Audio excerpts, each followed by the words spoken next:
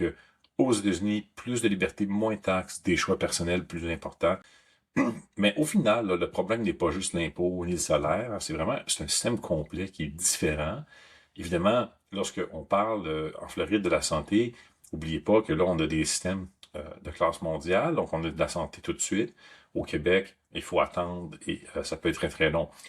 Euh, mais au Québec, on a plus de sécurité sur certains volets, plus de redistribution, plus de stabilité d'une certaine façon. Aux États-Unis, plus de revenus, plus d'incitatifs, plus de richesses potentielles.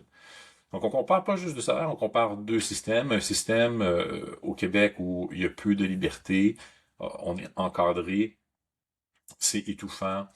La santé, le système est pas très bon, on attend longtemps, on roule dans des nids de poules, les infrastructures sont délabrées. Euh, alors que en Floride, on parle de beaucoup de liberté individuelle. On parle même maintenant d'éliminer la taxe sur les maisons que les gens possèdent. Donc, quand tu es chez toi, tu es vraiment chez toi.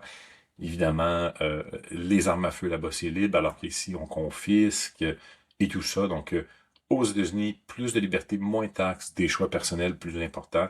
Il en reste plus dans tes poches pour faire ce que tu veux avec ta vie, alors que au Québec, c'est plus le gouvernement qui va décider pour toi. Puis, on va davantage redistribuer ce que tu génères pour des clientèles plus vulnérables.